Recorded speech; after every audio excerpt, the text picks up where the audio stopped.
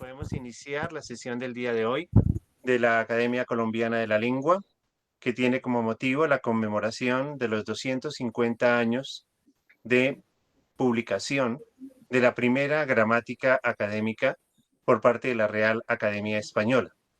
Le pido el favor a doña Cristina de leer el orden del día para esta sesión de hoy. Doña Muy bien. Cristina tiene la palabra. Bueno, muchas gracias. Bogotá, julio 12 del año 2021. Sesión virtual de la Academia Colombiana de la Lengua.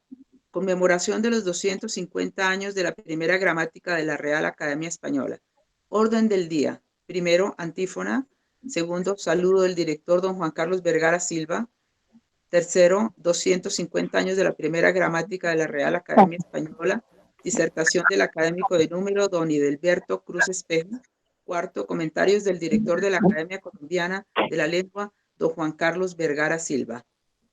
Primero, antífona. Veni Sancti Spiritus, repletuorum corda, fidelium et amoris, qui in ein signem celi, mixtum creabur, et renovatum Deum corda, fidelium Sanctis Spiritus, illustratione doquisti, da nobis in edem spiritu recta, sapere, et de ejus semper, consolatione gaudere, per Christum Dominus nostrum. Amén. Amén. Segundo, saludo del director, don Juan Carlos Vergara Silva. Adelante, director. Muchas gracias, doña Cristina. Señores miembros de la Junta Directiva de la Academia Colombiana de la Lengua, señores académicos de la Academia Colombiana de la Lengua y de academias hermanas, invitados especiales, doña Alicia Zorrilla, presidenta de la Academia Argentina de Letras, don Bruno Rosario Candelier, director de la Academia Dominicana de la Lengua, doña Lucía Fraca, de la Academia Venezolana de la Lengua, doña Margarita Vázquez, de la Academia Panameña de la Lengua, don Julio Borrego, de la Universidad de Salamanca y de la Real Academia Española, invitados especiales, amigos todos. El día de hoy nos convoca una sesión especial por varios motivos. La primera, recordar una piedra liminar en la construcción de la cultura lingüística hispánica, como fue la primera publicación o la publicación de la primera gramática de la Real Academia Española en el año de 1771, hace 250 años. En segundo lugar, recordar que esta piedra liminar no fue piedra inicial, dada la tradición gramatical del estudio que nace precisamente en Salamanca con la obra de don Elio Antonio Nebrija en 1492 y que tiene una amplia tradición en las gramáticas latinas previas a la gramática del castellano que inaugurara don Elio Antonio. Y junto a esta efemérides del mundo hispánico, resaltar la figura de nuestro orador central, don Edilberto Cruz Espejo. Don Edilberto Cruz Espejo es miembro de la Academia Colombiana de la Lengua, es actualmente su secretario y durante muchos años trabajó arduamente en el Instituto Caro y Cuervo en un proyecto muy especial como fue la continuidad del Diccionario de Construcción y Régimen de la Lengua Castellana de don Rufino José Cuervo. Esa, digamos, experiencia que nos permitió contar en el año 92 con una obra consolidada, elaborada, construida y reconocida como una obra que es híbrida entre la lexicografía y la gramática, nos permite valorar un poco la dimensión de quien hoy tiene la palabra en esta ocasión. Edilberto, además de su trabajo como lexicógrafo, fue subdirector de la del Instituto Caro y Cuervo y ha continuado en la Comisión de Lingüística de la Academia Colombiana con esta labor. Por esa razón, el día de hoy nos sentimos muy honrados de contar con su palabra y con su inteligencia en esta sesión de la Academia Colombiana. Sin más preámbulos y agradeciendo su asistencia, doy la palabra al profesor Edilberto Cruz Espejo para su disertación el día de hoy. Tiene la palabra, Edilberto.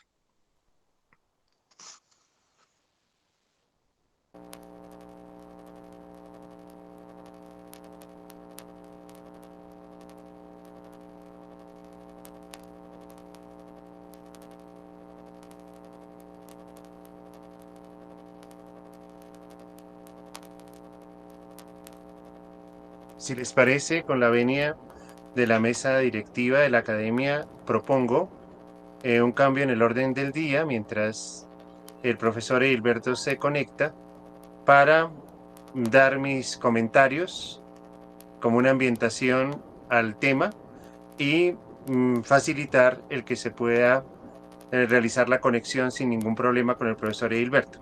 Si les parece a todos, presento este cambio en el orden del día. Sí, como no, no hay ningún problema de mi parte. Perfecto, perfecto, señor director. Estoy de acuerdo. Muchísimas gracias. De acuerdo, Muy bien, amables a cada uno de ustedes por esta consideración Muy y de dejamos acuerdo. entonces al ingeniero en ese proceso para poder conectarse con el doctor Edilberto Cruz. Muy bien. ¿Edilberto ya se unió?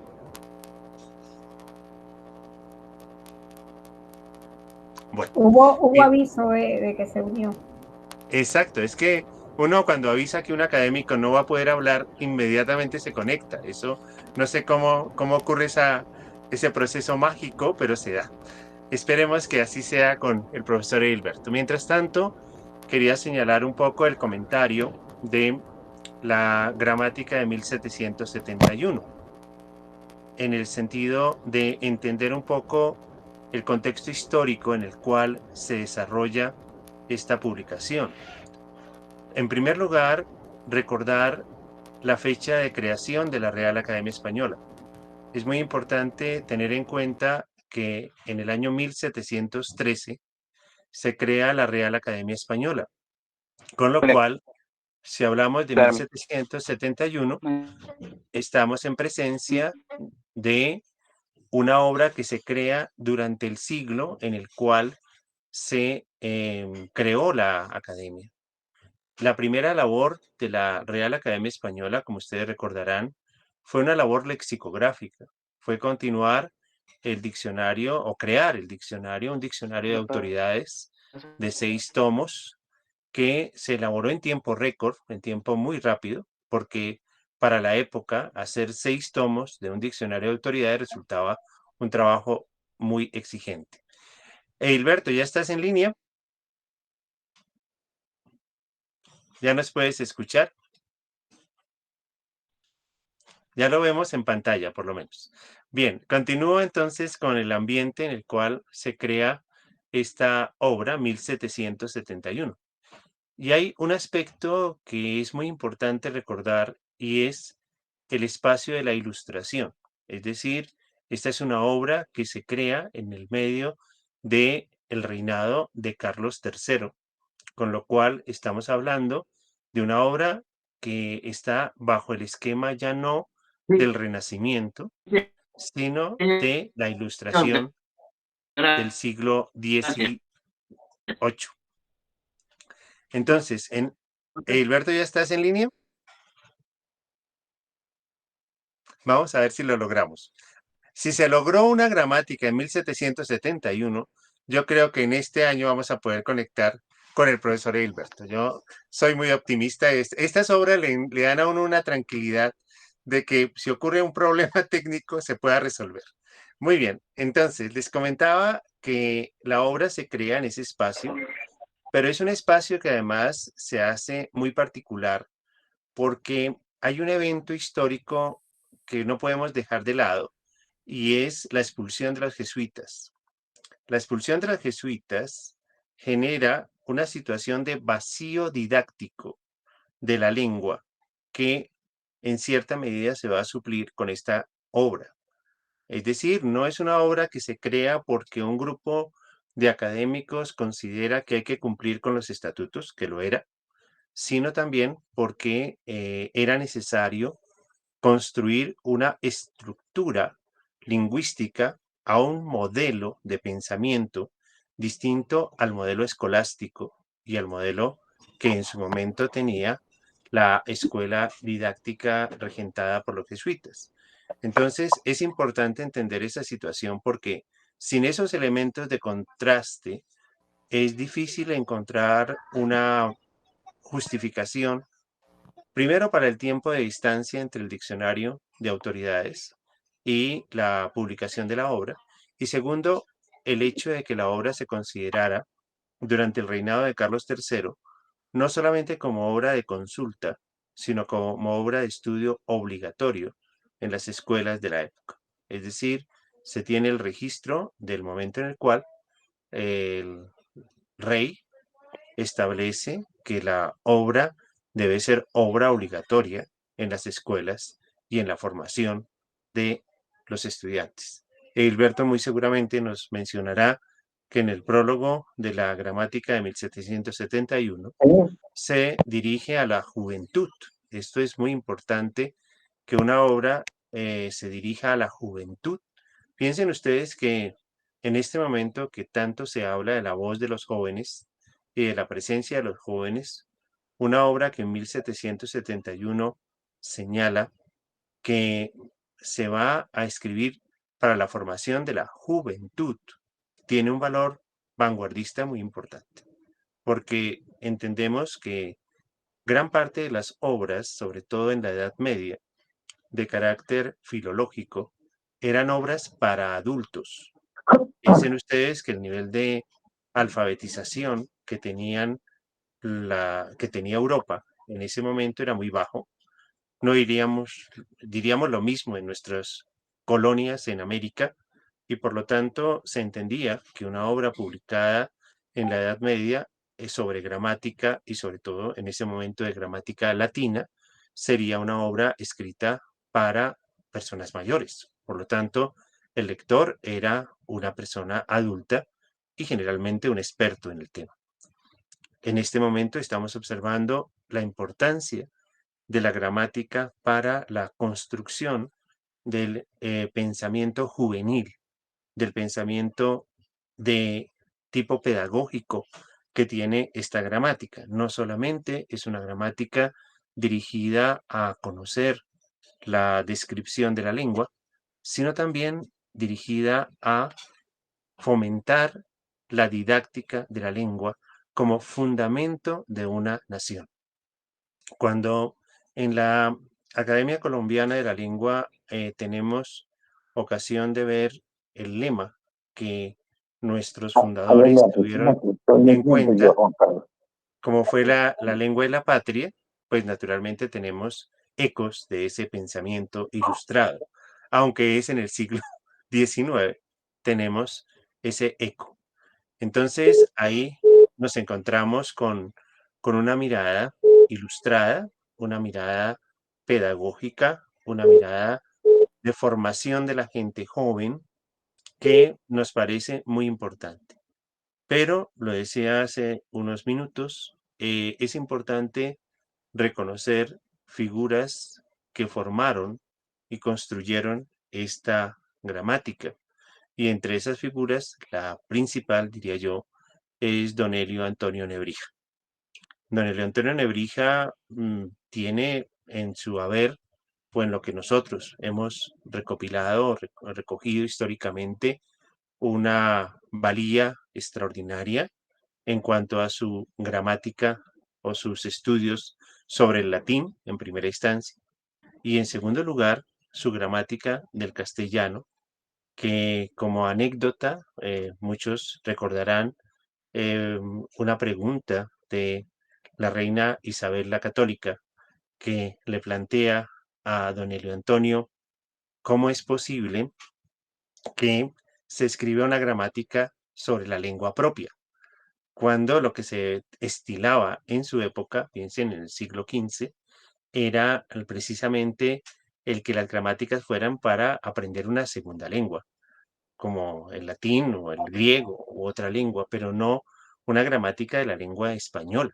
Entonces, esa novedad que le plantea muy respetuosamente la reina en cuanto a qué justifica una gramática vernácula es quizás una de los momentos más trascendentales de la historia de las lenguas romances y de las lenguas que nosotros en este momento consideramos lenguas nacionales y que nos permitió iniciar un proceso donde de entrada don Elio Antonio Nebrija se desliga de la gramática o de los cánones de la gramática latina y comienza a hacer un trabajo de categorización y estructuración de una nueva gramática que sería la gramática castellana.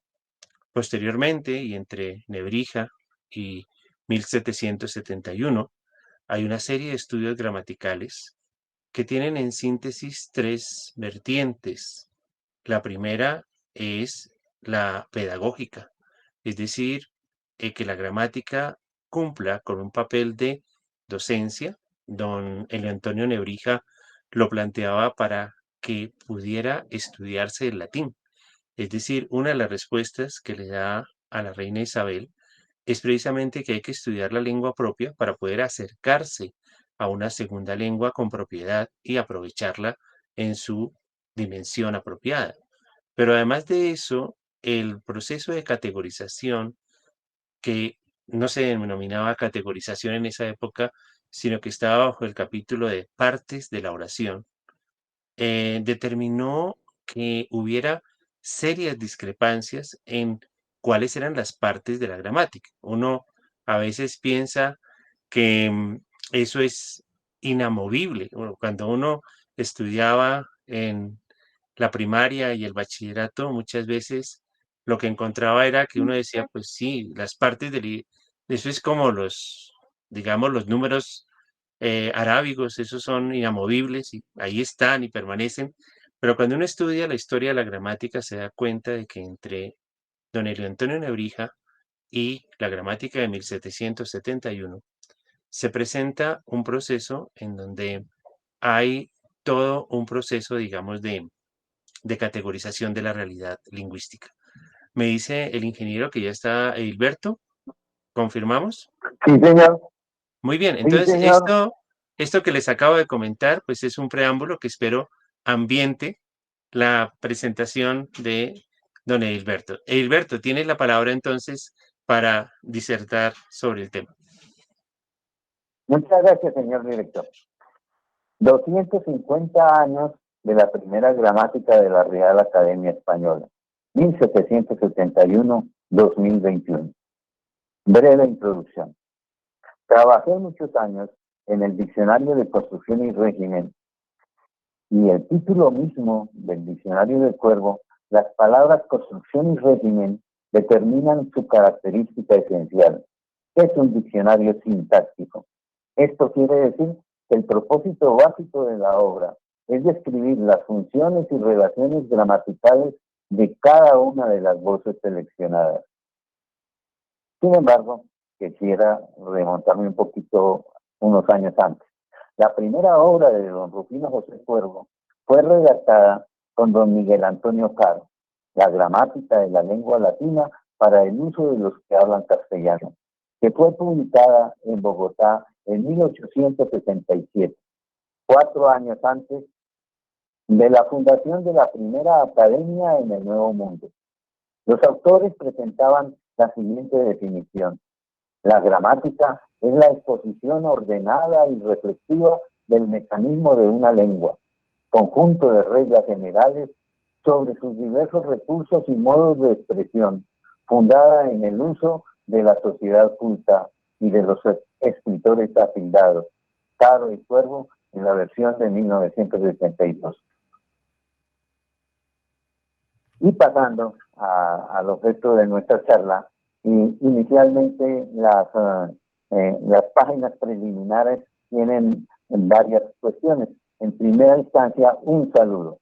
El saludo solamente se identifica con señor, pero creo que ese señor se dedica básicamente a su majestad el rey de España.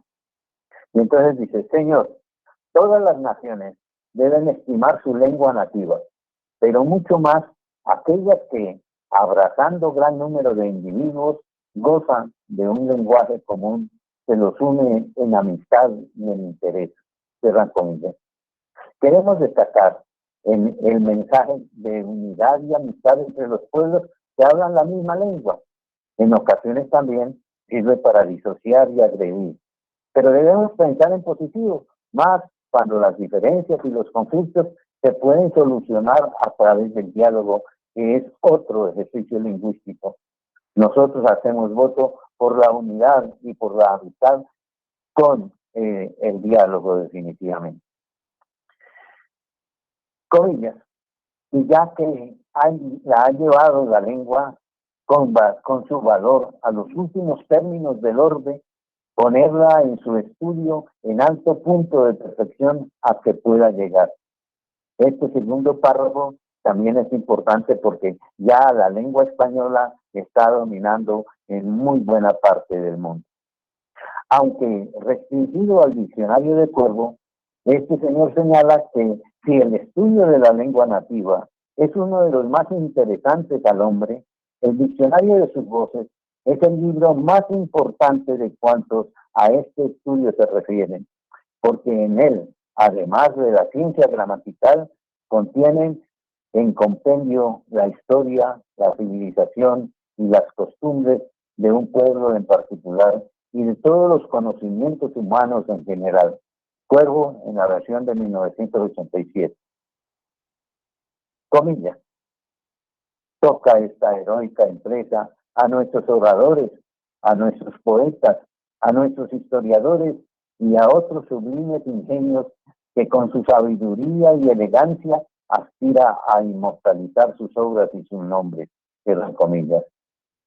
La empresa de llevar a la perfección la lengua corresponde a todos los usuarios, pero en especial a las personas ingeniosas y cultas, de tal manera que esta responsabilidad queda en nuestras manos.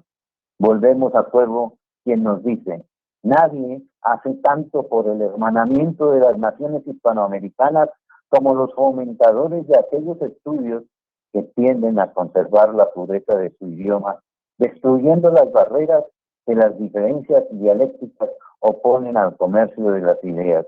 Cierre comillas, Cuervo en la versión de 1987. Volvemos a la gramática académica. Comillas.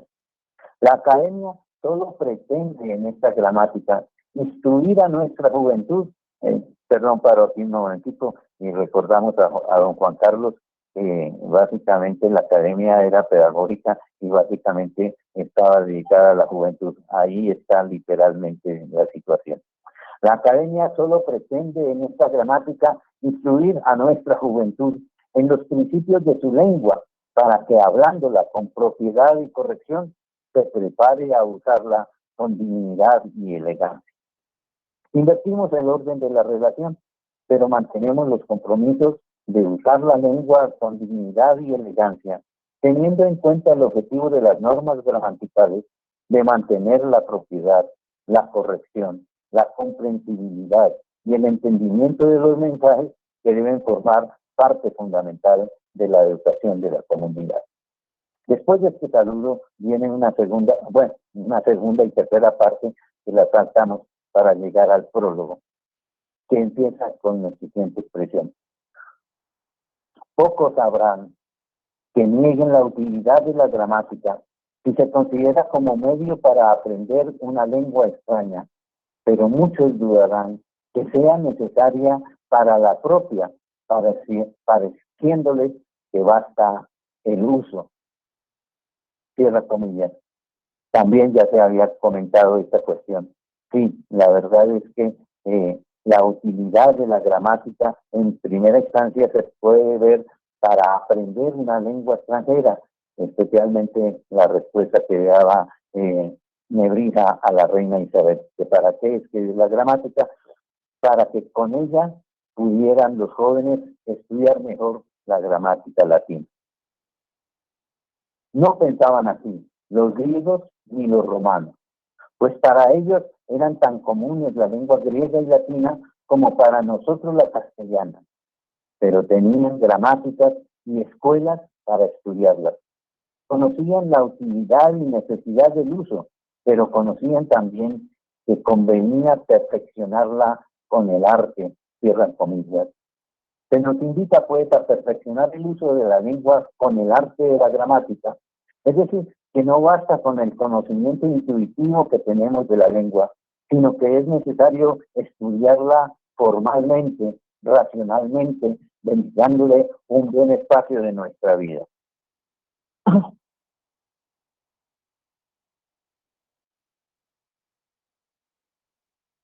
Comillas.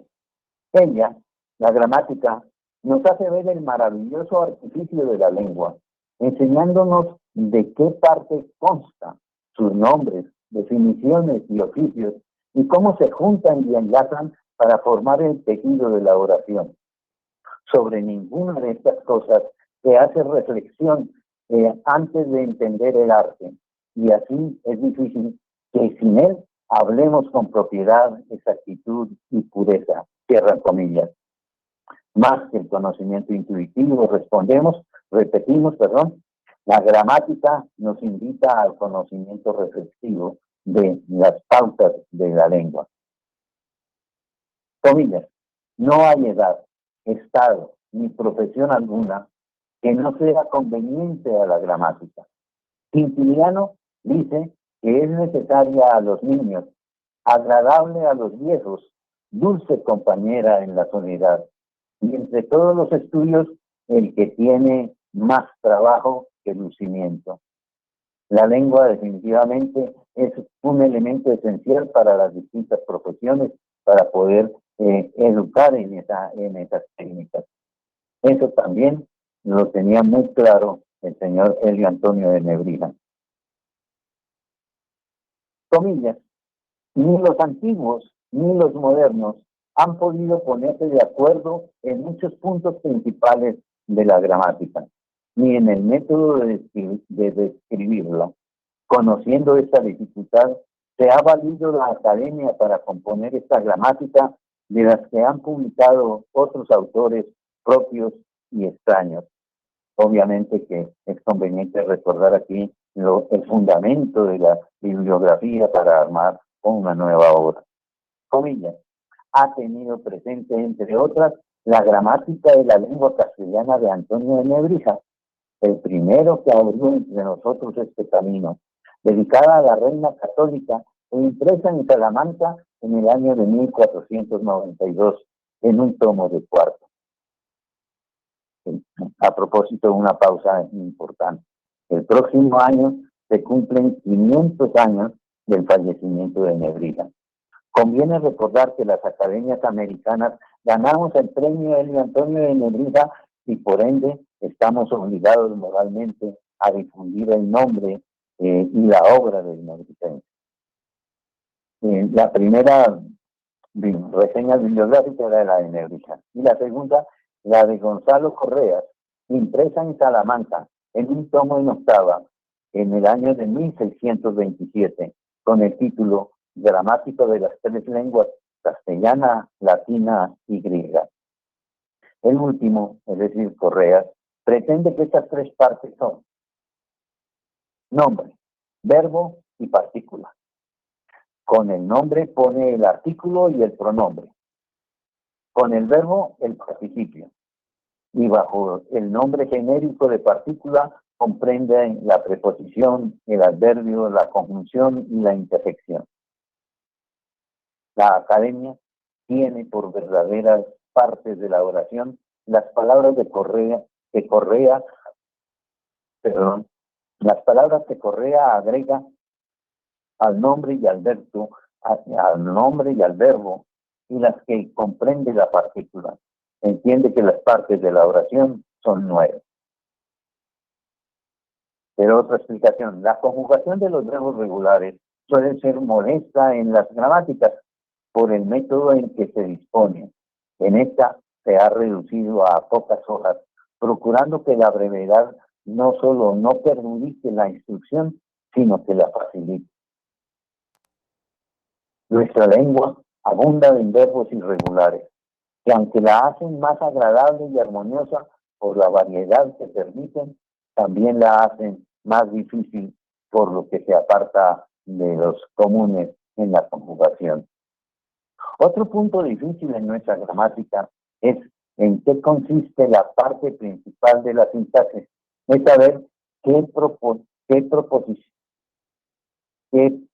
proposiciones piden después de sí los verbos y otras partes de la oración. A esta dificultad se ocurre con una lista alfabética ordenada en 3 columnas. En la primera se ponen los verbos y las palabras que rigen, preposición. En la segunda, las preposiciones regidas. Y en la tercera, las palabras regidas de las preposiciones. Con lo cual, apenas habrá duda sobre el régimen, que no solo puede salir a primera vista. Esto lo vamos a revisar más adelante porque es tan interesante que se vuelve a repetir en la gramática de la academia.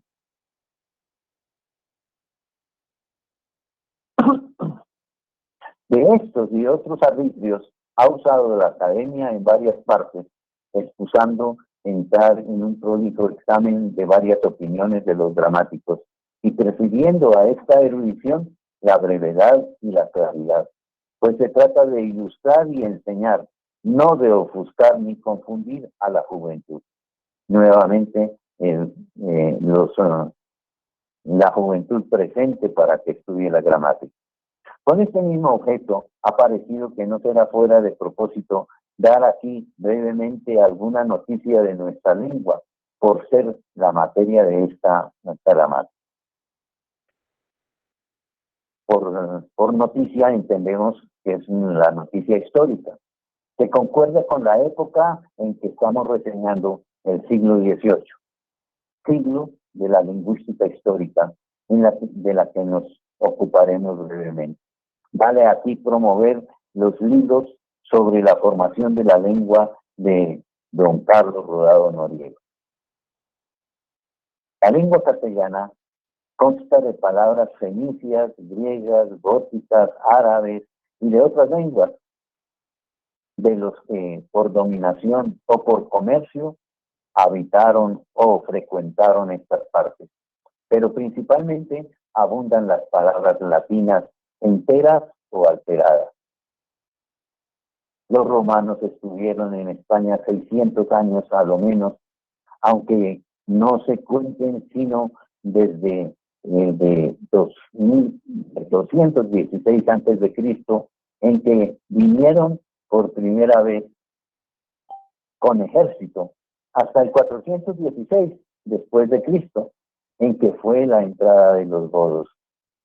En este tiempo introdujeron aquí su lengua vulgar, que era la latina, como lo hicieron en todas las provincias que conquistaron. Con la decadencia del Imperio Romano y venida de los godos, se fue adulterando la lengua latina o romana, porque como los vencidos necesitaban acomodarse a la lengua de los vencedores, y estos deseaban y procuraban aprender la de los vencidos, contribuyeron unos y otros a estragar la lengua latina. Esta lengua latina adulterada se empezó a llamar romance por su derivación de la romana, para distinguirla de la gótica. Con la irrupción de los árabes en el año 714, padeció también alteración el romance. Pero como los españoles empezaron desde luego a sacudir el nuevo yugo y a proporción de las ventajas que iban consiguiendo, iba también nuestra lengua cobrando fuerzas y cultura. Y así resumimos la primera parte. Vamos a pasar ahora a revisar rápidamente la segunda parte de la gramática de 1771.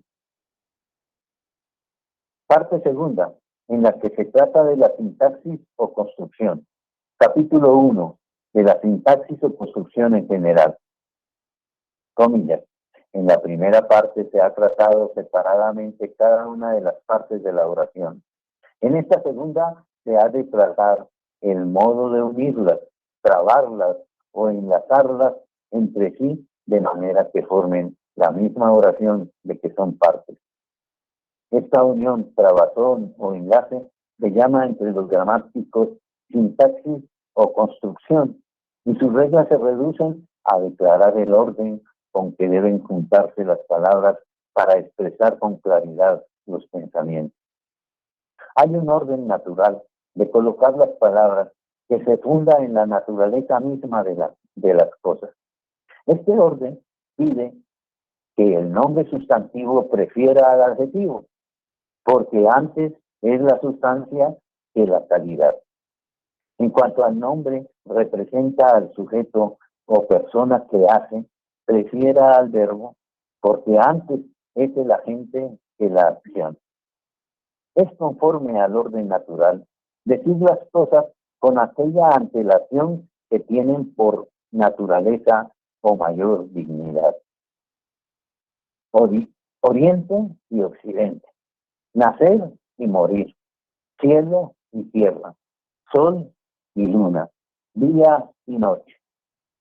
Cuando se trata de personas, es natural decir yo, tú, aquel, y así se observa en la gramática, aunque por cortesía mal entendida, dejemos en la conversación el yo para lo último. Y ahora un párrafo muy bonito, especialmente para las damas. Si hay necesidad de nombrar dos o más personas a un tiempo, es natural poner antes al varón que a la hembra, como el padre y la madre, el marido y la mujer, el hijo y la hija. Yo no sé por qué razón tildan a la gramática de machista, pero la verdad es que esa es una norma de hace muchos años. Hay que acabar con esa norma. Las cosas cambian y obviamente que la mujer tiene el derecho a estar de primer lugar siempre. Pero este orden natural se perturba o invierte muchas veces para mayor suavidad, elegancia o viveza de la expresión, según lo pide el asunto de que se trata y la situación de las personas que hablan. Llámase construcción natural a la que observa con exactitud el orden y construcción figurada en la que no, y figurada a la que no lo observa. La construcción normal consta de régimen y concordancia. Capítulo segundo, del régimen o construcción natural. Régimen es el gobierno o precedencia que tienen las palabras respecto de otras. Las unas están antes, las que están antes rigen, las que están después son regidas. En general, significación de labor régimen se ciñe a la gramática a determinar la relación o dependencia de unas palabras con otras. Esta dependencia unas veces se expresa solamente con verbos y sustantivos, como busco dinero, donde el verbo buscar rige el sustantivo dinero, que es lo buscado. Otras veces se expresa esta dependencia mediante alguna preposición, como busco a Pedro. De todo esto se trata en particular en los artículos siguientes. No los voy a aburrir con las indicaciones de los artículos, solo con el título. Artículo primero, de la construcción del nombre y pronombre y otras partes de la oración antes del verbo. Artículo segundo, de la construcción del verbo y adverbio y otras partes de la oración antes del nombre. Artículo tercero, de la construcción de unos verbos con otros. Pero lo que realmente nos interesa es el artículo quinto, que dice así: de los verbos, participios, adjetivos y adverbios que rigen preposición y cual. En varios lugares de esta gramática Se ha tratado del régimen que tiene las preposiciones después de sí. Aquí se expresará de qué palabras son regidas, esto es, qué palabras las preceden y qué preposiciones siguen aquellas palabras, con lo cual se completa una parte muy esencial de la sintaxis. Los verbos activos, a excepción de los que junto con pronombres recíprocos mudan de régimen y de los demás del principal, tienen otro accesorio. No se comprenden en esta lista porque no rigen preposición, sino cuando su acción pasa a personas o cosas personalizadas. Y entonces piden siempre los verbos activos la preposición a, entre el verbo activo y el término de su acción, como queda dicho en su lugar. La lista de estas palabras aparece, como queda dicho, en 3 columnas. La primera, de las palabras que rigen preposición. La segunda lista, de las preposiciones regidas. Y de la tercera, por vía de ejemplos, de las palabras regidas de las preposiciones. Esto lo vio muy bien don Rufino José Cuervo y definió ampliar al diccionario completo este listado.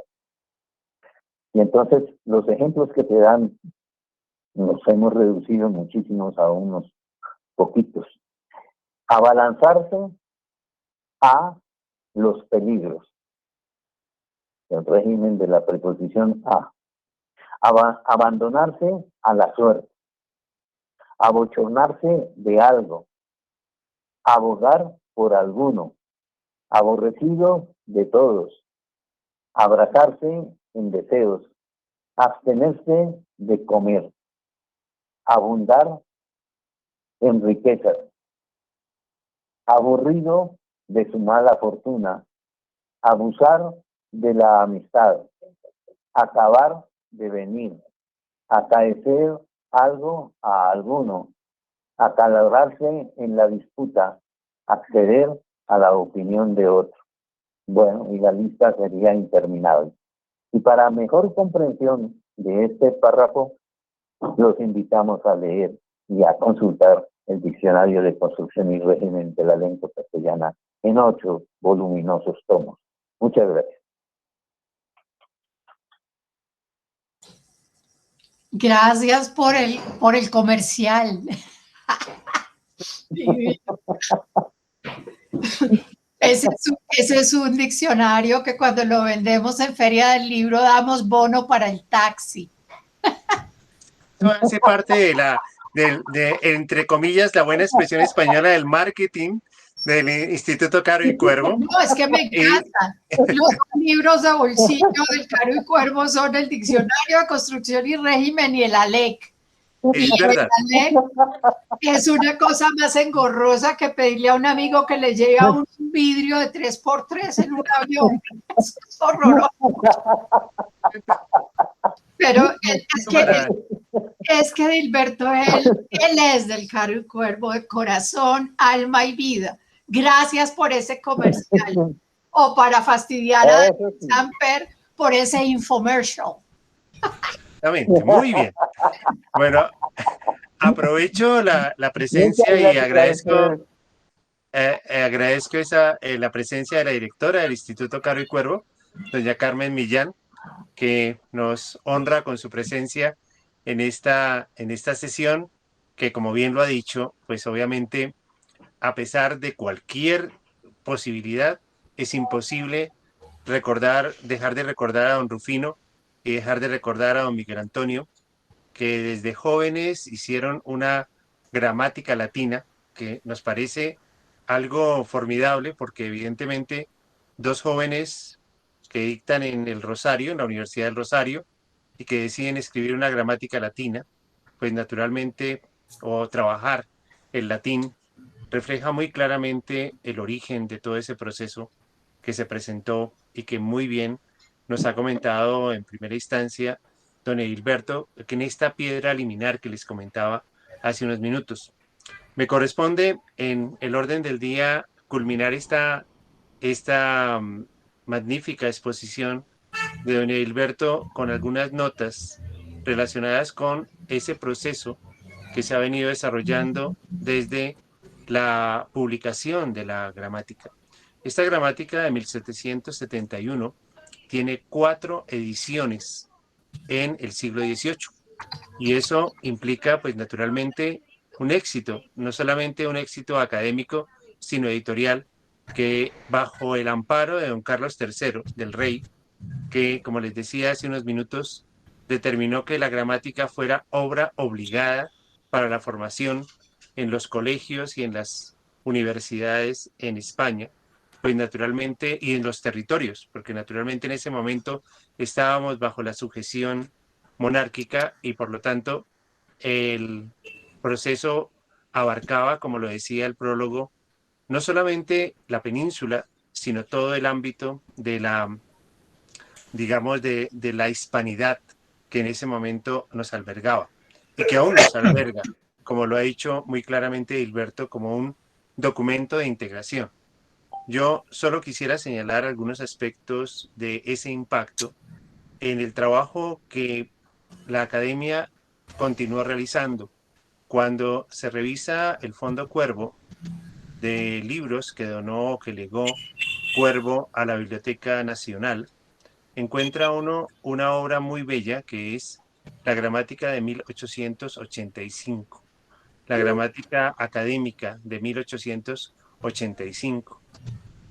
Podríamos pensar que esa fue la gramática que orientó un poco el pensamiento de don Rufino José Cuervo, pero naturalmente en todo el trabajo de elaboración del Diccionario de Construcción y Régimen, como bien lo ha mencionado Edilberto, estaba ese concepto de construcción y régimen que estaba desde 1492 en la mente de don Elio Antonio Nebrija. Desde ahí estaba la simiente de algo que posteriormente sería las notas a la gramática de don Andrés Bello y el trabajo magnífico del Diccionario de Construcción y Régimen, pero del cual no quiero dejar de recordar como antecedente la magnífica labor de don Vicente Salvá y su gramática, que realmente es una pieza fundamental para entender este entramado en el anecdotario que tenemos con Edilberto, que es, como ustedes comprenderán, muy amplio y no les vamos a aburrir tampoco con anécdotas muy detalladas, pero algo que sí quiero recordar es que en el año 1985, cuando él dictaba fonética y fonología en la Universidad Pedagógica Nacional, yo dictaba gramática y sintaxis. Y tenía la ventaja de que mi horario era de 3 a 4 de la tarde y él tenía la clase a las 4. Y yo no dictaba gramática tradicional, sino gramática generativa, es decir, ingeniería sintáctica con todos los árboles que todos recordamos de don Noam Chomsky. Y una de las anécdotas era cómo me decía Gilberto que tenía que esperar a las 4 a que terminara yo como a las 4:15, 4:20 la clase, donde la sintaxis desplazaba a la fonética y a la fonología. Esta, digamos, circunstancia absolutamente anecdótica y que tuvimos que vivir en la comisión interacadémica, cuando con Alicia, con Lucía, con todos los representantes de, por ejemplo, Bruno y todos los demás participantes en esta obra de la nueva gramática, observamos cómo la sintaxis y la morfología tuvieron un plano diferente al de la fonética y la fonología que extraordinariamente manejaba y construyó el doctor Blecua, don José Manuel Blecua.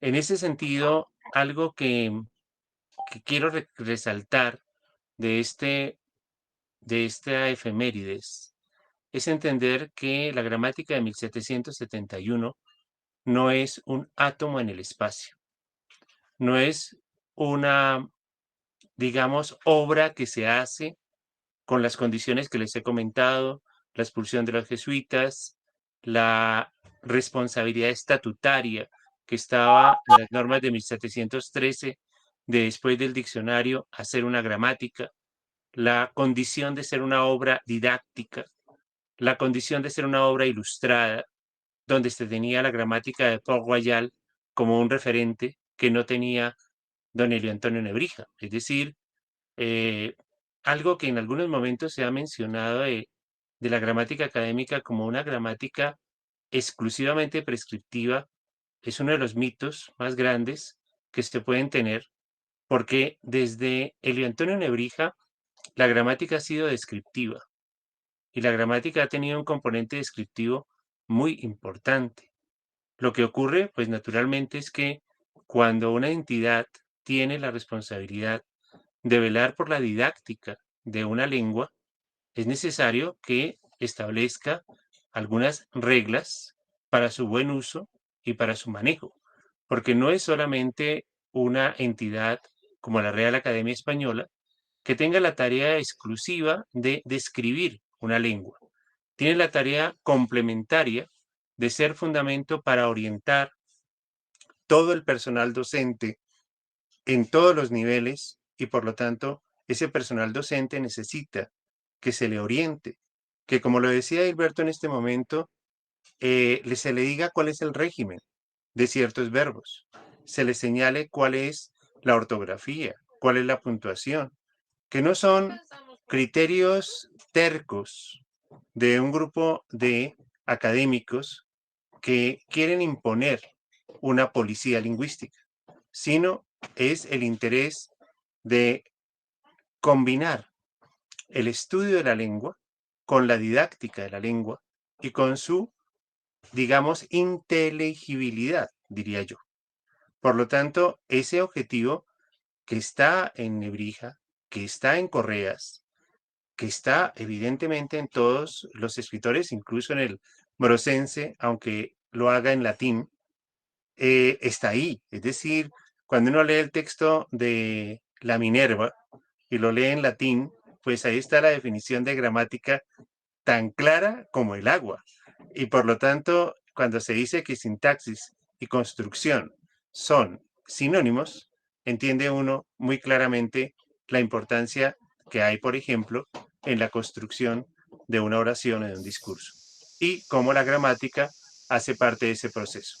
Entonces, en ese sentido, la conmemoración de hoy pretende no solamente recordar, rememorar, reconocer una serie de res que estudiamos en morfología, recuerdas, Alicia, con mucho cuidado, y que nos dieron un proceso especial.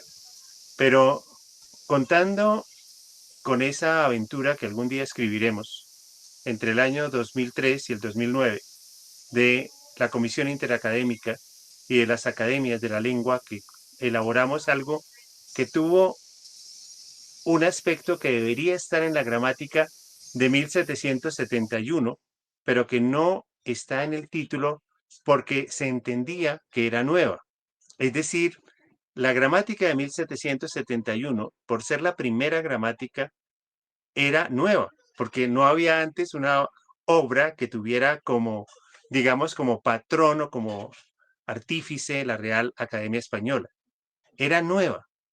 Y nosotros, cuando en el año 2008 tuvimos nuestra última reunión de la Comisión Interacadémica y barajamos muchos nombres, creo que fue una de las sesiones más largas de la historia de la Comisión Interacadémica, acordamos que era una nueva gramática. Y era una nueva gramática porque a la par de la de 1771 iniciaba una nueva etapa. Reconocía toda esta tradición, pero creaba una nueva gramática en varios aspectos. La primera, el que era una gramática consensuada por todas las academias. No era una gramática de la Real Academia Española en exclusiva, sino una gramática de las academias, donde, como lo dijo en varias ocasiones nuestro recordado director, don Víctor García de la Concha, era un trabajo de primus inter pares. Eso para mí fue fundamental en la primera reunión que hubo de la Comisión Interacadémica en Asturias en el año 2003, cuando bajo la dirección de don Víctor García de la Concha se hizo la primera reunión interacadémica con don Ignacio Bosque. Y ahí él mencionó y señaló muy claramente que nosotros éramos como academias primus inter pares y que por lo tanto, reconociendo la tradición gramatical natural de la Real Academia Española y de unas academias más sobre otras por su tradición gramatical, no podíamos considerar que la Academia de El Salvador era menos que la Academia de Chile o la Academia Argentina o la Academia Colombiana, que todos éramos academias que teníamos voz y voto en la elaboración de las obras académicas. Y en eso era nueva, en eso tenía un valor de novedad. Y cuando yo leo las actas que crearon la gramática de 1771 y veo los pareceres de los académicos que tenían bajo su responsabilidad la redacción de la gramática del 71, encuentro que ellos trabajaron una obra colectiva como primus inter pares que dio como resultado la gramática de 1771. Y el segundo aspecto que no quiero dejar de lado es una definición que nos dio don Ignacio desde el comienzo, don Ignacio Bosque, de la norma es una derivación de la descripción. Cuando don Ignacio Bosque señala que la norma es una derivación de la descripción, pone las cosas en su lugar. Primero describimos y luego de esa gran descripción seleccionamos las normas que de manera policéntrica determina la norma regional y el diasistema. Eso me parece que es superior a la gramática inglesa, a la gramática francesa, a la gramática italiana, que sigue pensando que Roma, Londres es el centro del idioma y lo demás es periferia. Creo que en eso nosotros hemos avanzado muchísimo y en esa está la novedad. Dado que el tema no es evidentemente la gramática de la nueva gramática, sino la del 71, pues solamente quería señalarles ese aspecto y comentarles pues algo que fue de radical importancia y fue la compañía de don Julio Borrego y de doña Ángela Di Tulio en las sesiones de la Comisión Interacadémica. A la par de la Comisión Interacadémica, don Julio Borrego, que hoy nos honra con su presencia desde la Universidad de Salamanca, y doña Ángela Di Tulio, de la Universidad de Comahue, de Argentina, y entiendo, miembro de la Academia Argentina de Letras, pues nos acompañaban no como hermanos menores de la Comisión Interacadémica, sino con la tarea extraordinaria de hacer el compendio y hacer el manual. Es decir, cómo reducir esos 2 tomos de 4.000 páginas a menos. Y cómo después de reducido a menos, reducirlo a menos, bajo una anécdota que tuvimos en creo que la 4ª reunión interacadémica, cuando don Víctor le pidió a don Ignacio Bosque que se encargara del compendio. Y él, con todo respeto para la comisión, dijo: espero que no suene a petulancia o arrogancia, pero estos 2 tomos que tenemos ahora de 4.000 páginas son mi compendio. Mi gramática tendría 100 tomos. Este es un compendio. ¿Cómo me pide que la oprima más? No puedo. Me rehúso a hacerlo porque no, ya el esfuerzo, y se le veía el esfuerzo de comprimir lo que él tenía o tiene en su mente a 2 tomos de 4.000 páginas era un compendio. Pero ese trabajo de Julio Borrego y de Ángela Di Tulio, que va de la mano de este espíritu de 1771, de preguntarnos, como la reina Isabel, ¿para qué una gramática? Obviamente Sancho Panza lo dijo muy claramente, para fastidiar, incomodar e incordiar. Está muy claro, para él eso era la gramática. Y para muchos estudiantes, la gramática es un fastidio. El mismo Cuervo en sus notas señala que para muchos, dada la didáctica inadecuada de la gramática, se convierte en una de las materias más aburridas e insoportables del currículo. Sin embargo, pasar al otro extremo de negar el valor de la gramática es quizás una de las mayores tragedias didácticas por la que estamos pasando. Cuando con los profesores de lengua se les comenta la importancia de saber gramática, siente uno ese dejo de eso pertenece al pasado, eso es rancio, eso ya no tiene importancia. Y cuando yo me reúno con los gramáticos ingleses, con los gramáticos alemanes, con los gramáticos franceses, y todo lo contrario, consideran que hace falta más gramática para la formación de los estudiantes en el siglo XXI, creo que esta sesión tiene todo el sentido. Estamos hablando no de una antiguaya, no de un documento del pasado que recuerdan unos ancianos académicos, sino una obra fundamental para la competitividad del mundo panhispánico. Sin el conocimiento de la gramática, difícilmente vamos a poder acceder al idioma inglés, difícilmente vamos a poder acceder a la literatura que nosotros tanto amamos, difícilmente vamos a poder construir discurso. Y esta es una llamada a partir de esta sesión entrañable para señalar ese punto. Como director de la Academia Colombiana y como una persona que desde, no diría su tierna infancia, sino su juventud, yo la gramática de 1771, y no sé cómo me llegó a mí, en 1982, de parte de un profesor, el que me entregara un facsímil de esa gramática. Y yo no sé también cómo fue que yo, teniendo tantas cosas interesantes que leer, me hubiera leído en esa época esa gramática. Yo todavía no entiendo.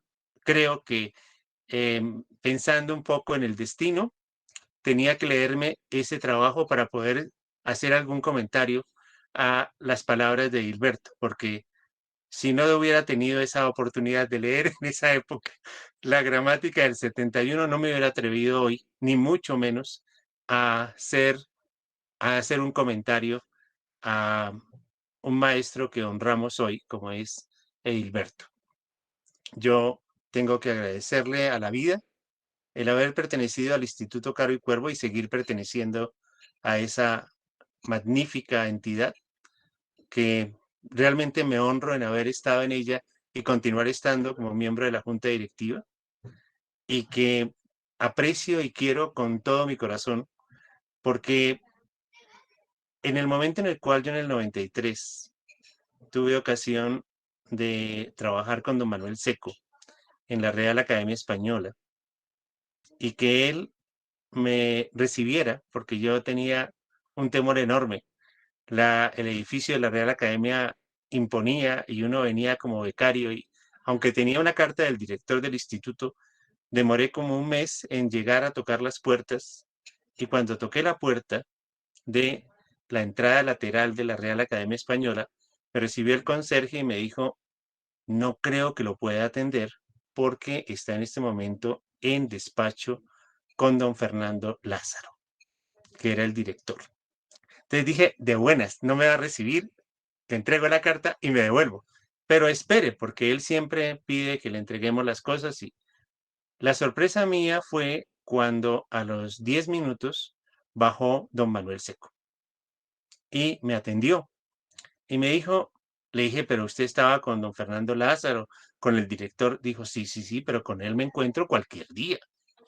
Pero acabo de recibir una carta y esa carta viene firmada por el director del instituto y usted viene del Instituto Caro y Cuervo y eso para mí significa que el despacho se termina y me reúno con usted inmediatamente.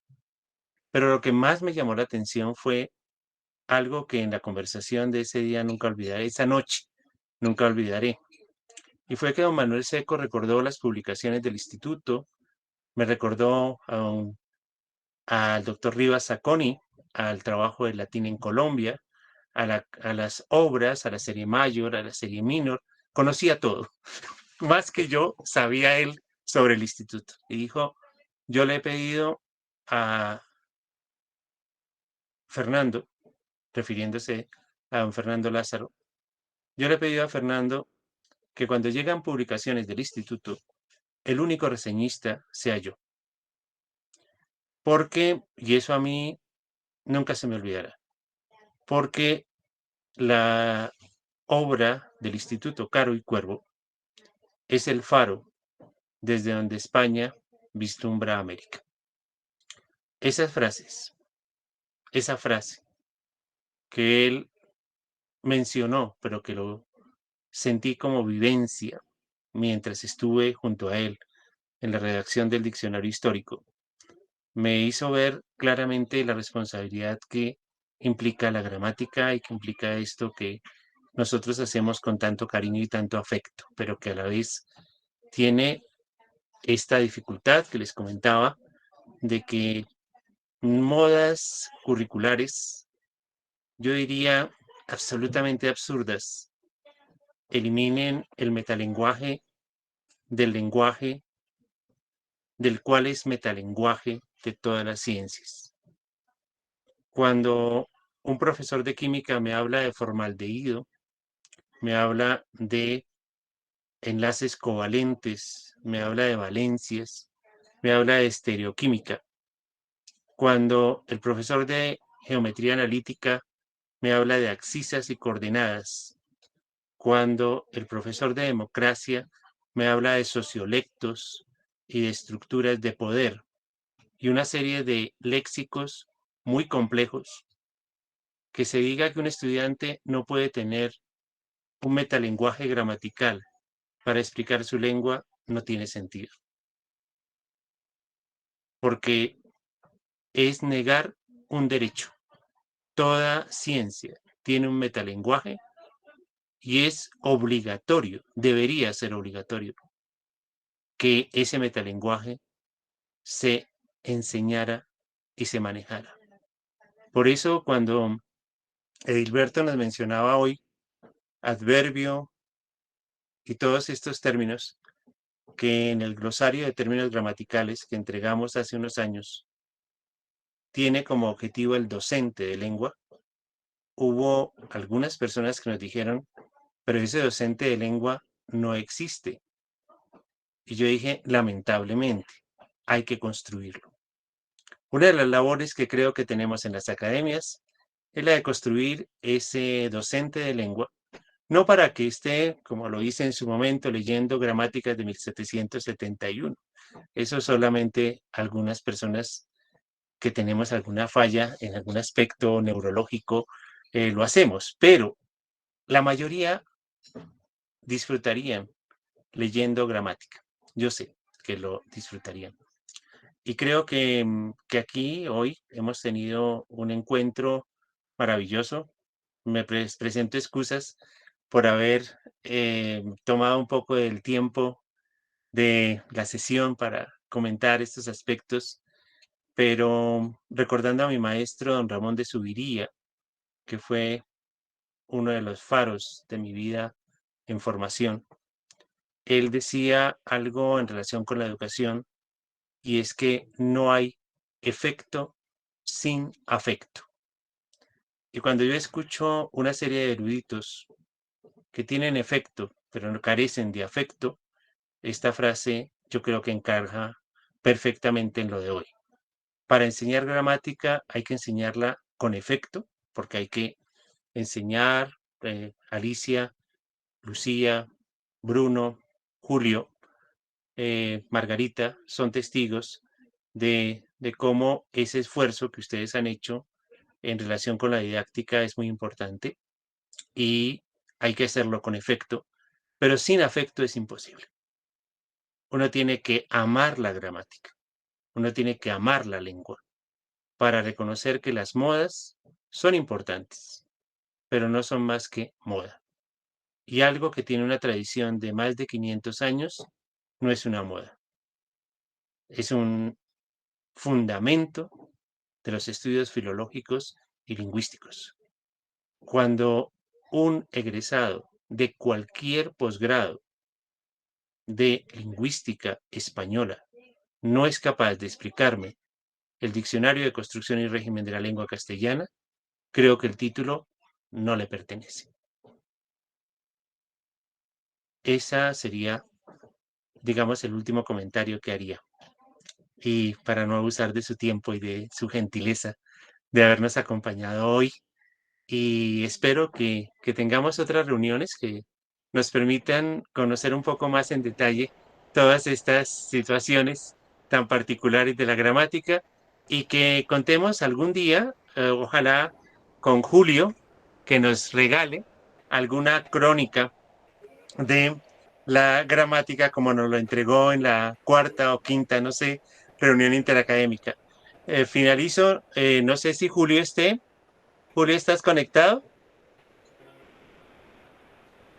Vamos a ver si Julio está conectado. Julio. Es que siempre el horario de España afecta.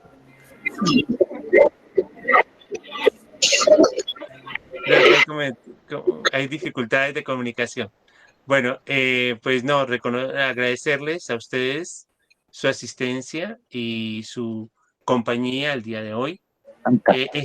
Sí, Julio. Julio, te escuchamos. Habló el doctor Edilberto. El doctor Edilberto. Julio acabó de escribir por chat, sí. Sí está conectado.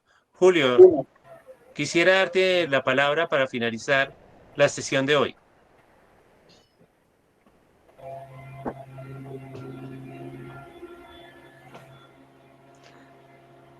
En principio el doctor Julio tiene el micrófono abierto, podría interactuar.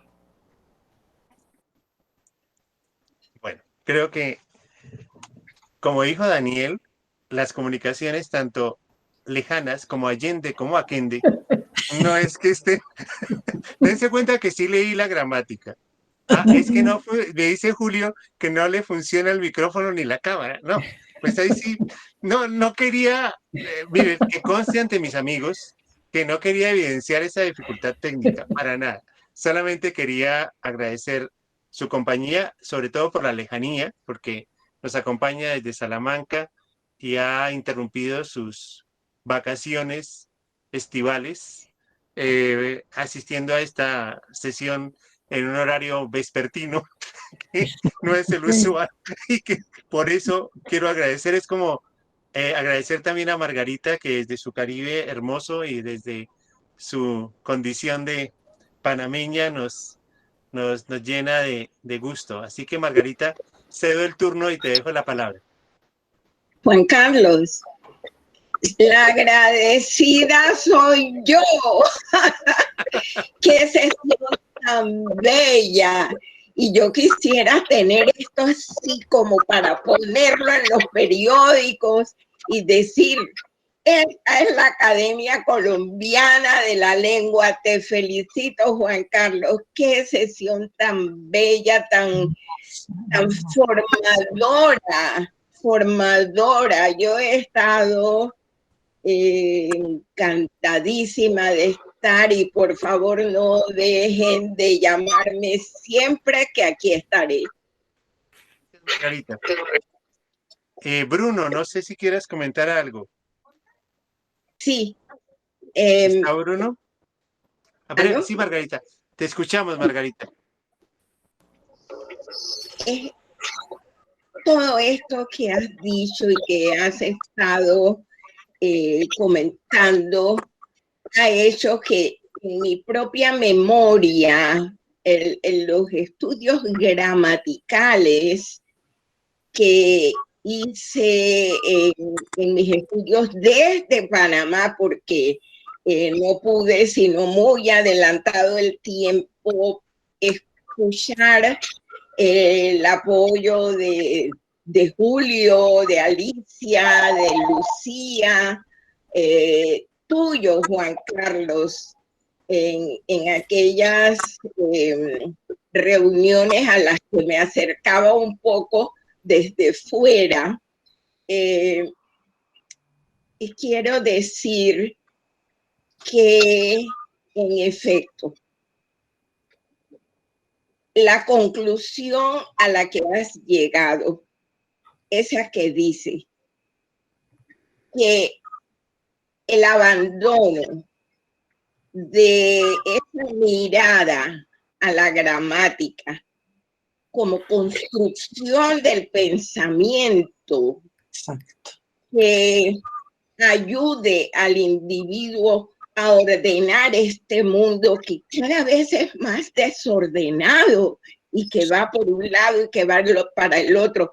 Es la gramática la que primero va ordenando el mundo y luego, por supuesto, los textos y todo el vocabulario, todo lo demás. Pero primero es la gramática. Por lo tanto, estoy totalmente de acuerdo con todo lo que dijiste. Y esto hay que transformarlo en textos que lleguen a la gente. Difusión. Para que haya un movimiento, vamos a decir, a favor de esto. Y ojalá que Julio esté escuchando, porque la Academia Panameña ha traído a Julio a trabajar acá varias veces, ha traído a Juan Carlos también a trabajar con los profesores y con los maestros. Hay que traer a Lucía, hay que traer a Alicia, al doctor Candelier, a cada uno de los especialistas en gramática. No se pueden abandonar esos estudios. Muchas gracias, Juan Carlos. Estoy muy feliz de haber estado aquí. Te felicito. Y además Julio nos escribe que está muy emocionado, así que sirvo de alter ego en este momento de Julio. Tengo ese honor de poder hablar por él, por el texto que está escribiendo y que nos agradece esta sesión. Alicia, tiene la palabra también para comentar. Bueno, te agradezco esta sesión realmente magnífica y agrego más, una palabra más a tu amor por la gramática. Yo creo que hay que sentir pasión para enseñar la gramática. Esa pasión le llega al alumno y responde. Pasión viene de pathos, del griego, ¿no? Es sufrimiento. Todo lo que uno hace con todo el cuerpo y con toda el alma nos hace sufrir, pero da buenos frutos. Por lo tanto, amor, pasión, afecto y efecto. Perfecto. Bueno, gracias, Alicia. Muy amable. Bruno, no sé si estés todavía con nosotros. Bruno. Bueno, con Bruno pues hemos tenido la ocasión de hablar del logos y de leer su trabajo, porque Bruno tiene esa maravilla de tener una concepción sobre el logos que realmente nos ha ilustrado a todos quienes hemos tenido ocasión de leer sus libros. Bruno, tiene la palabra. Ya iba a entrar y no entró. Que conste. Y ahora. Bruno, tiene la palabra. Queríamos escucharte. Sí, Tu logos. estoy intentando. Lastimosamente se vuelve a... ¿Me escucha? Sí, Bruno. Bruno. Lo escuchamos. Sí. Te escuchamos. Por favor, activarlo una única vez porque no lo podemos escuchar. está apagado el micrófono. Lo activó y se desactivó inmediatamente después. Ya está activo. Ya está Muy activo, bien. Bruno, te escuchamos. Bueno, dije que he quedado fascinado con esta sesión, como también me encantaron otras sesiones en las que he participado, celebradas por la Academia Colombiana de la Lengua. Y desde luego, tanto la ponencia del ponente principal como los comentarios del director de la Academia Colombiana pues, han sido brillantes. Sin duda, muy luminosos comentarios, muy edificantes planteamientos. Y mientras hablaban de Nebrija, me vino a la mente la idea, no sé si tiene algún valor para ustedes, pues sería importante que en algún momento, en otra ocasión, ustedes celebrasen una sesión con el aporte de Rufino José Cuervo o de José Antonio Caro, es decir, el aporte idiomático, lingüístico, gramatical, esos dos grandes colombianos hicieron a favor de nuestra lengua. Sería muy importante una sesión como la de hoy, con esos gramáticos y lexicógrafos colombianos. Altamente agradecido por esta intervención de ustedes y un detalle que quiero agradecerle a Juan Carlos es el siguiente. La celebración de esta jornada de hoy me ha inspirado a mí a hacer una celebración similar en la Academia Dominicana justamente para dar a conocer el aporte de Nebrija en estos 250 años de la publicación, de la celebración de su obra. De manera que altamente agradecido con ustedes y por la hermosa labor que realiza la Academia Colombiana de la Lengua bajo el liderazgo de Juan Carlos Vergara y Silva. Muchísimas gracias. No, muy amable, qué bien. Eso sonó muy bien al final, me encantó. Me sentí así como en la época, me sentí como en 1771, algo así, como con toda esa elegancia. Y como la Academia Venezolana no puede quedar en un segundo plano, y somos primus inter pares, doy la palabra a Lucía. Lucía, está el micrófono apagado. Bueno, debo decir que para mí ha sido muy grato compartir y verlos y en esta sesión muy importante desde el punto de vista de la información que ha dado, pero también una de las cosas que yo siempre he defendido, porque mi lado fuerte, digamos, lo conocen doña Alicia y lo conoce Margarita, es mi lado pedagógico. Yo trabajo pedagogía de la lengua y sigo reafirmando el hecho de que esta sesión, como la pedagogía, tiene que ser mucho más iniciarse desde lo afectivo para llegar a lo efectivo.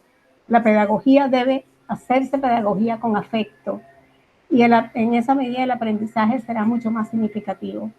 Y para terminar debo decir que esta sesión ha sido en primer lugar una sesión de afecto por la lengua, de afecto por la gramática, de afecto por vernos y encontrarnos para que resulte un efecto grato, agradable. Y en ese sentido estoy muy contenta y felicito a Juan Carlos por este esfuerzo, por este logro de reunirnos y de amar la gramática, porque lo que se ama perdura en el tiempo.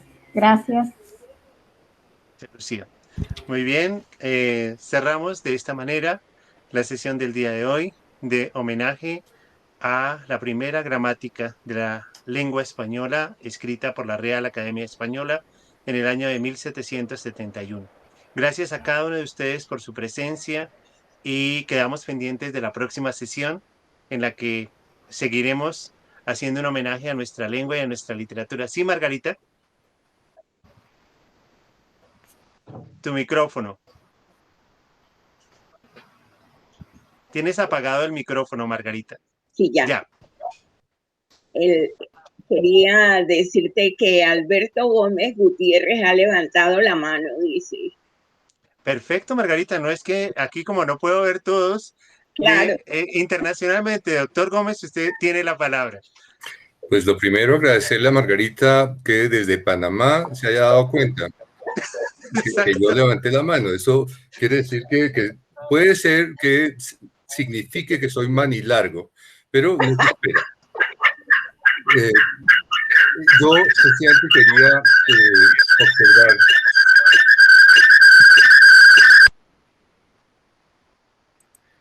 Yo quería observar, Juan Carlos, si me permite, que en este año se están cumpliendo los 150 años de la gramática de la lengua chibcha de Ezequiel de Uricoechea.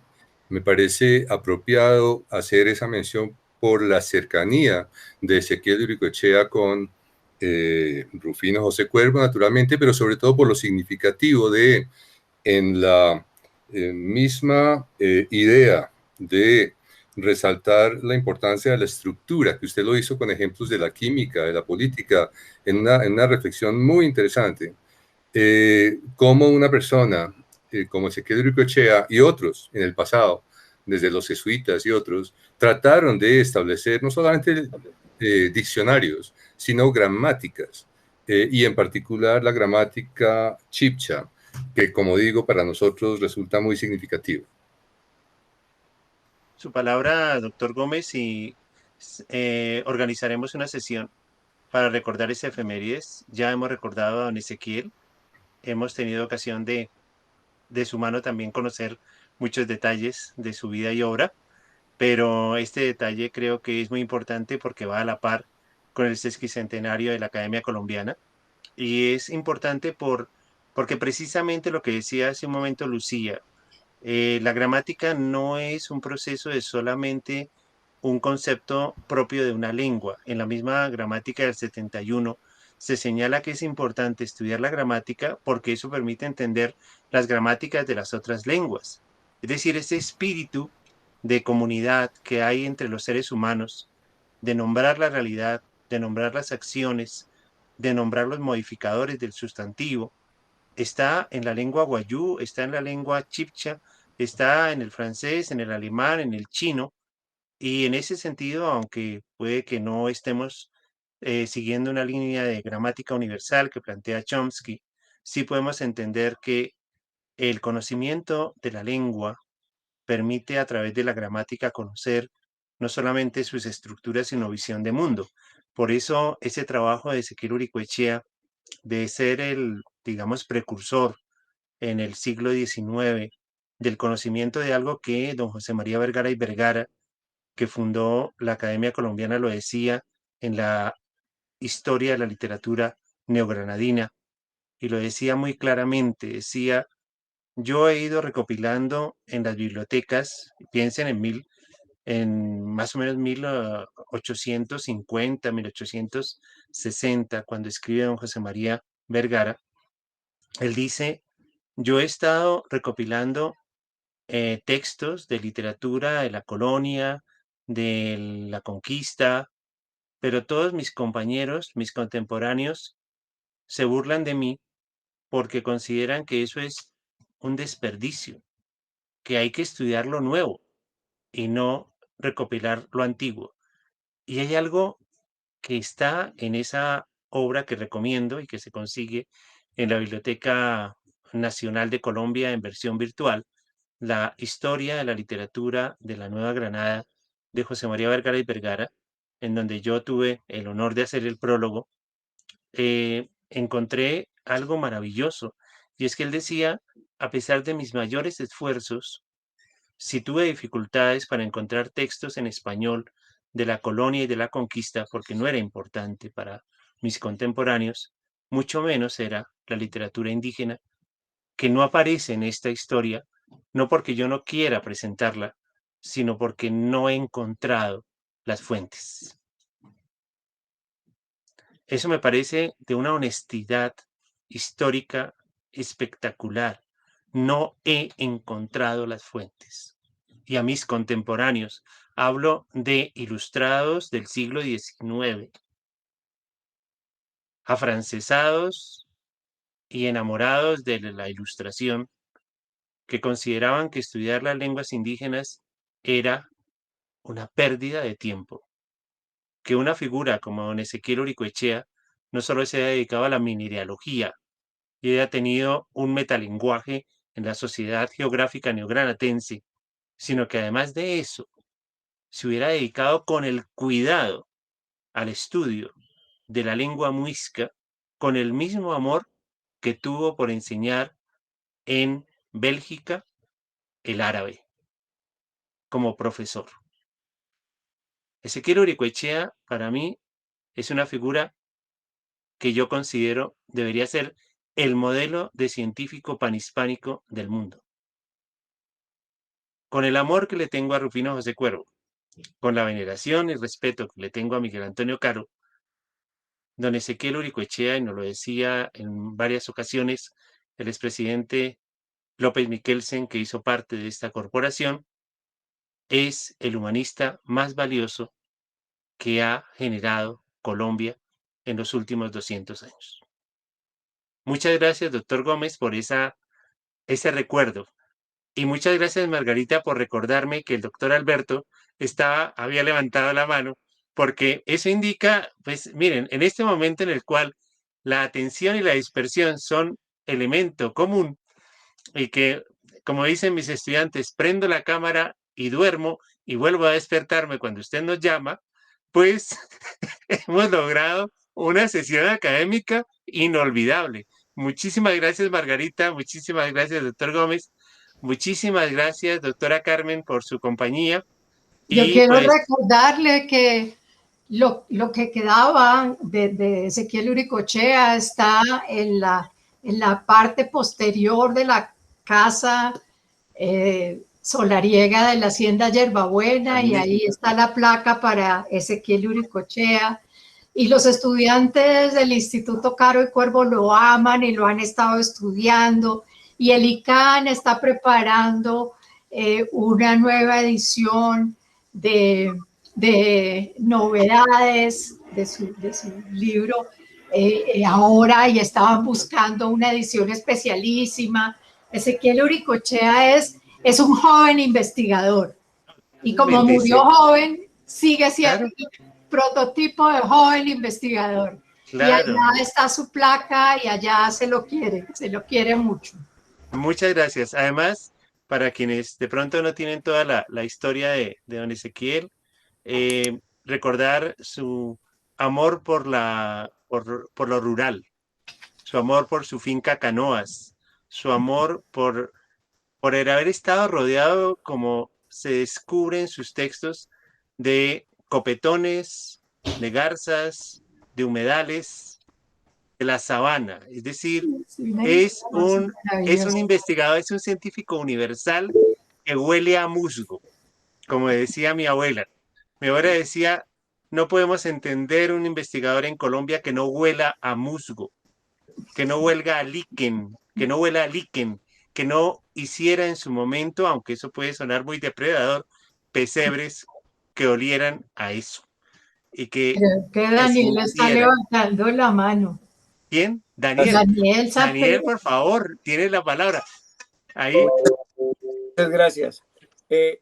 Quiero solamente aprovechar estos momentos de recuerdo de don Ezequiel para meter una pequeña cuña, y es que el próximo mes de noviembre saldrá un libro mío con biografías sumamente amenas y muy bien documentadas, para ser sincero, entre las cuales habrá muchas de otras partes, casi todas del siglo XIX y siglo XX, 10 personajes nomás, se llaman Locos Lindos, y el personaje que escogí de Colombia, y no es el único latinoamericano, pero el que escogí de Colombia es don Ezequiel. Quedé fascinado, me hundí en don Ezequiel un año.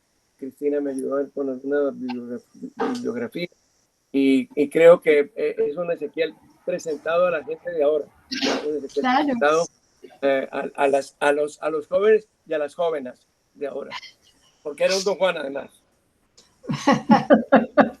Bueno, tiene jóvenes acá, lideresos, tienen aquí en esta casa, lideresas y lideresos. Sí, sí, lo que quieran, es decir, la lengua da para tanto que la verdad se siente uno muy, muy grato de tener esa flexibilidad. Cristina Maya tiene la palabra. Y luego Cecilia, ya que me di cuenta también. Cristina, el micrófono, por favor. Tienes apagado el micrófono.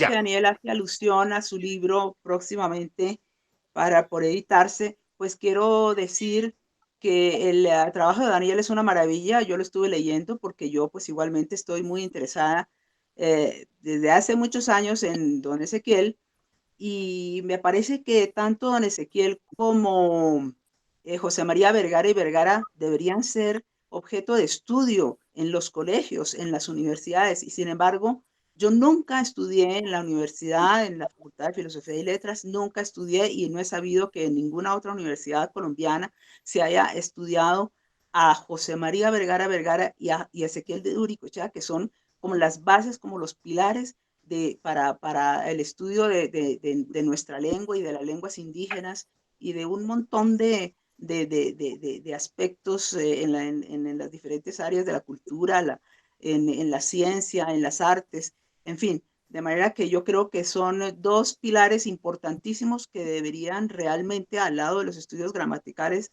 de los cuales se ha hablado aquí, deberían estudiarse asiduamente en los colegios y en las universidades, pero eso pues también depende de unas reformas muy importantes que se tienen que hacer en esos planes de estudio, que ojalá se lleven a cabo.